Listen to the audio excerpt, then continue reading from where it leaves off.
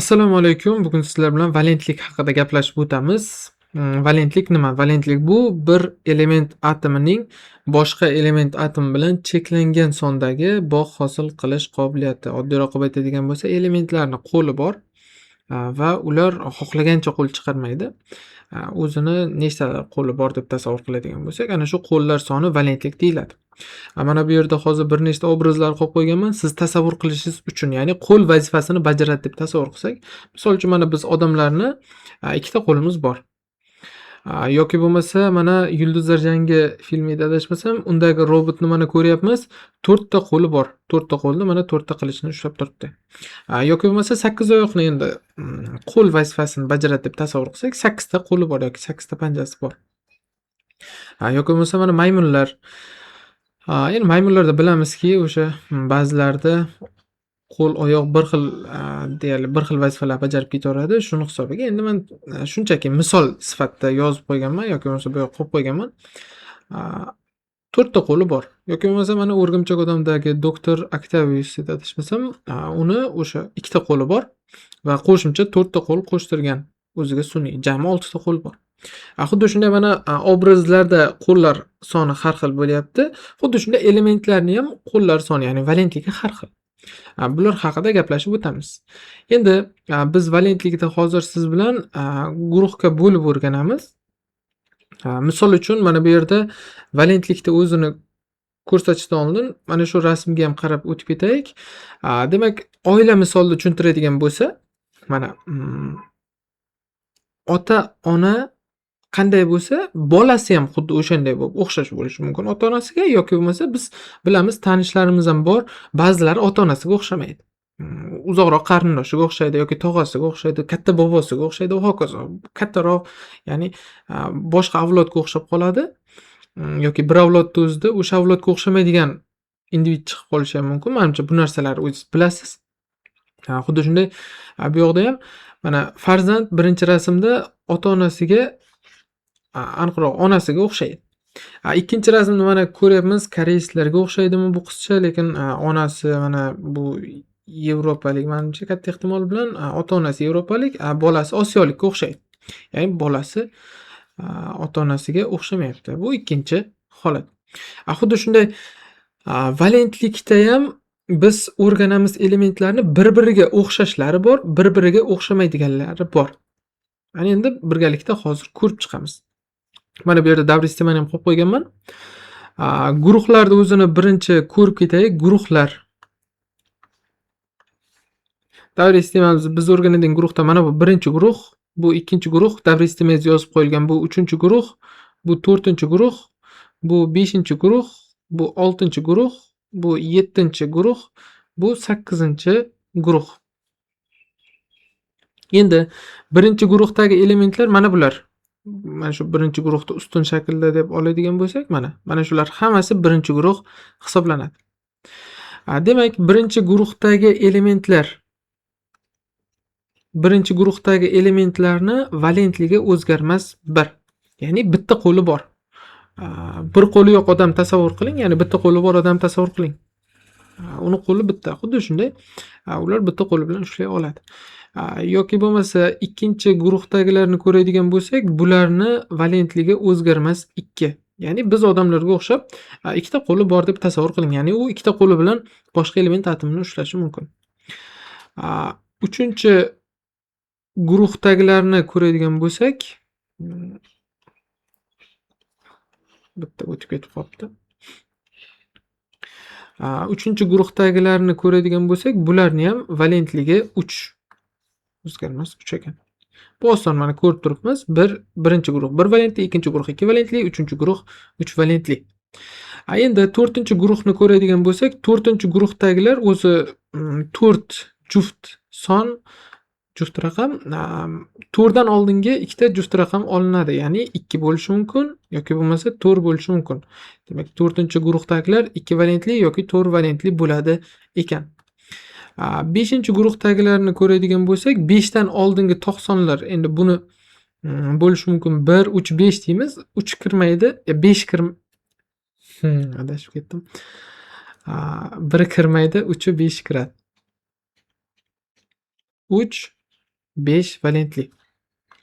Endi 6-guruhdagilarni ko'radigan bo'lsak, bundan oldingi, ya'ni 6 juft son, 6 dan oldingi juft sonlar 2 bo'lishi mumkin, 4 bo'lishi mumkin va 6 bo'lishi mumkin. Mana shunday valentlikda 3 xil valentlik namoyon qiladi. Endi 7-guruhdagilar, bular 7 to'q son, to'q valentlikni namoyon qiladi. 1, 3, 5 va 7 valentli bo'lishi mumkin ekan. Endi mana shu joyda istisnolar bor. Istisnolar gaplashib o'tadigan bo'lsak, 1-chi, 2-chi, 3-chi guruhdagilarda istisno yo'q. Ya'ni 1-guruhdagi litiy bo'ladimi, natriymi, kaliymi, bularni hammasi bir valentli bo'ladi. Shu joyda mana bu narsani aytish esimdan chiqib ketdi. Xo'p, valentlikni o'ziga oid rasmlar ko'rdik, tushundik qisman. Lekin mana bu rasmda nima keragi bor edi desa, biz hozir o'xshashlarni gaplashib o'tamiz. O'xshashlari bular qizillar, ya'ni S'lar va P'lar.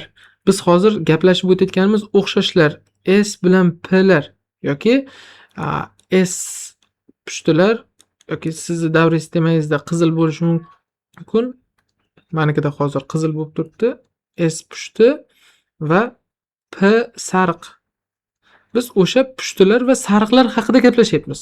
Mana bu ko'kdagilar haqida gaplashmayapmiz. Ko'kda mis bor, kumush bor, oltin bor. Bular haqida gaplashmayapmiz. Biz faqat qizillar: litiy, natriy, kaliy, rubidiy, seziy, fransiy. Tushunarli, yoki bo'lmasa vodorod. Hammasi qizil. Biz mana shu qizillar haqida gaplashyapmiz. Bular o'xshash. Bularni o'xshash bo'lgani uchun valentligini umumiy holatda aytsa bo'ladi. Mana bu o'xshamasliklari bular ko'klar. Ko'klar bir-biriga o'xshamaydi. Ba'zilari o'xshaydi, ba'zilari o'xshamaydi. Misol uchun mana bu skandiy bilan ittiriyni valentligi o'xshamaydi. O'xshagani bilan misol uchun lantandika o'xshamaydi bir-biriga. Ya'ni bitta guruhda, lekin bir-biriga o'xshamaydi. Men shuning uchun mana bu misolni qo'yib qo'ygandim. O'sha farzandlar ota-onaga o'xshaydi, bir-biriga o'xshaydi, undan oldingilarga o'xshaydi. Ya'ni misol uchun bola onasiga, ona o'zini otasiga, ota katta bobosiga va hokazo o'xshab ketaveradi bir-biriga. Biz aytmoqchi bo'lgan qizillar va sariqlar bir-biriga o'xshab ketadi. Mana bu ko'klar bir-biriga o'xshamaydi. Misol uchun mis, oltin, kumush, mana bularni oladigan bo'lsak, bular bir-biriga o'xshamaydi. Qisman qaysidir tomonlama o'xshaydi, valentlik tomonidan o'xshamaydi. Tushunarlimi? Endi biz istisnolar gaplashib o'tishimiz kerak. 1-guruhdagilar hammasi litiy, natriy, kaliy, rubidiy, seziy, fransiy, bular hammasi bir valentli. 2-guruhda beriliy, magniy, kalsiy, stronsiy, bariy, radiy, bular 2 valentli hammasi. 3-guruhdagilar bor, alyuminiy, mana bular hammasi 3 valentli ekan. Indiy, mana talliy, bular 3 valentli. Endi 4-guruhda men bekorga mana bu yerda qizil chiziq chizmaganman. 2-davrdagilar sal boshqacharoq valentlik namoyon qiladi. Ya'ni mana bular. Mana shu 4 talasi qolganlariga o'xshamaydi. Ya'ni uglerod, misol uchun kremniy, mana bu qo'rg'oshinlarga uncha o'xshamaydi. Valentlik jihatdan. Demak, uglerodimiz 4-guruhda 2 to'r bo'lishi kerak. Lekin uglerod deyarli hamma birikmasida 4 valentli bo'ladi. Buni 2 valentli birikmasi yo'q. Borki, lekin sizga kerak yo'q hozir. Faqatgina is gazida uglerodimiz 3 ta qo'l chiqarib bog'langan. Mana kislorod bilan orasidagi qo'llar soni bu valentlik deyiladi. Mana is gazi hosil qilganda uglerodda 3 ta qo'li chiqyapti. Faqatgina is gazida uglerodimiz 3 valent bo'lar ekan. Tushunarlimi? Demak, mana shu qo'llar soni, bugun biz mana shu qo'llar haqida gaplashib o'tyapmiz va is gazida mana ko'rib turibmiz, uglerodimiz 3 valent bo'lyapti. Qolgan deyarli hamma birikmada uglerodimiz 4 valent. Endi 5-guruhdagi mana boshidagi azot qolganlariga o'xshamaydi. Ya'ni azotni valentligi 5-guruhda bo'lsa 3-5 bo'lishi kerak, lekin azot 1 valentli, 2 valentli, 3 valentli va 4 valentli bo'la oladi. 5 yo'q.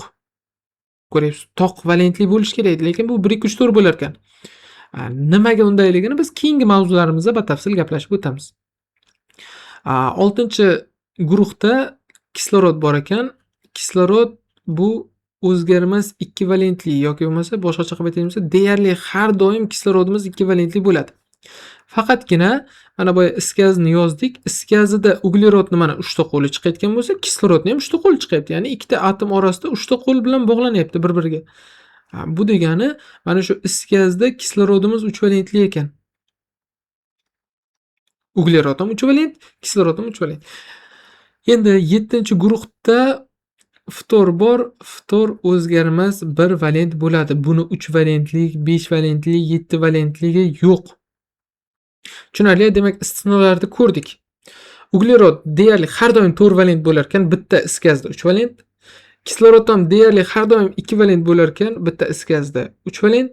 Azot 5 valent bo'la olmaydi. U 1-4 valentli bo'lar ekan, ftor o'zgarmas 1 valent bo'ladi ekan. Endi qolganlari o'xshash. Misol uchun davra sistemaga qaraydigan bo'lsa, mana kremniy, germaniy, qo'rg'oshin bularni hammasi yoki bo'lmasa mana bu pastdagi element olsa ham bo'ladi. Bular 4-guruhdan bo'ldi. 2-4 valentli deb ketaveramiz. Yoki bo'lmasa mana fosfor, mishak, qo'rg'oshin, vismut, surma, vismut. Bular mana 5-guruhda, bular 3-5 valentli. So'zsiz. Yoki bo'lmasa kislorod kirmasa ham uni pastidagi selen, tellur, 6-guruh bular necha valentli ekan? 2, 4, 6 valentli, 6-guruhda joylashgani uchun. Yoki bo'lmasa 7-guruhda mana xlor, brom, yod, astat bular necha valentli? 1, 3, 5, 7 valentli. Xlor ham shunday 1, 3, 5, 7, brom ham shunday 1, 3, 5, 7, yod ham xuddi shunday 1, 3, 5, 7. Tushunarli-a? Endi biz ko'rishimiz kerak ko'proq tushadigan bizga kerakli bo'lgan elementlar. Bo'sin, mis va simob bular 1 va 2 valentli. Mis qayerda, simob qayerda? Qarang, mis mana 1-guruhda, simob 2-guruhda. Lekin ikkalasi ham 1-2 valentli bo'ladi. Aksar holatlarda, ya'ni misni uchi ham borki, bu istisno bizga xos kerak emas. Ko'proq biz abituriyentlar bilan 1-2 valentligida ishlaymiz.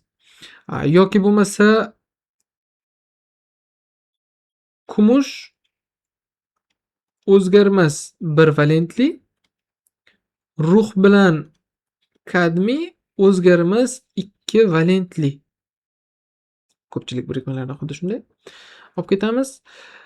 Endi oltinni ko'radigan bo'lsak, oltin 1 valentli yoki 3 valentli. Undan tashqari temir, kobalt, nikel bular 2 va 3 valentli. Mana temir, kobalt, nikel mana bu yerda 8-guruhda bular. O'zi bir-biriga o'xshash bo'lsa, mana bunday ustuncha shaklda bo'lishi kerak, lekin bular mana bunaqangi o'xshash bir-biriga. 2, 3 valentli. Ko'ryapsizmi? D elementlarida qonuniyatga bo'ysunmayapti. Yoki bo'lmasa biz eng ko'p ko'radiganimiz oxirgi ikkitasi, bu bittasi xrom. Xrom 6-guruhda, 6-guruhdagilar necha valentli bo'lishi kerak edi? 2, 4, 6 bo'lishi kerak edi. Lekin xrom 2, 3, 6. 4i yo'q. Ko'ryapsizmi? Mana shu tomonlama bir-biriga o'xshamaydi. Ya'ni shuning uchun ham mana bu misolda aytib ketdim. Siz birinchi tasavvur qilib olishingiz uchun. Va oxirgi biz ko'radigan elementimiz bu marganez. Marganez 7-guruhda turibdi. Mana marganez. Lekin marganez 1, 3, 5, 7 bo'lmaydi. Marganez 2 valentli bo'ladi, 3 valentli bo'ladi, 4 valentli bo'ladi. 5 yo'q, 6 valentli bo'ladi va 7 valentli bo'ladi. Shu gap. Bizga hozircha kerakli bo'lgan elementlar mana shular. Biz hozir sariqlar va pushtilar o'sha bir-biriga o'xshashlarini umumiy holatda ko'rib o'tdik. Istisnolarni ham ko'rdik. Uglerod, azot, kislorod, ftorni va ko'k, ya'ni bir-biriga o'xshamas elementlar, D elementlarni bizga kerakli bo'lganlarini ko'rib o'tdik, valentligi qanday bo'lishini. Bularni yodlang. Undan keyingi darsimiz oksidlar. Mana shu oksidlar darsiga bular kerak bo'ladi. Shunaqa gap do'stlar, sog' bo'lasizlar, omon bo'lasizlar. Paka-paka.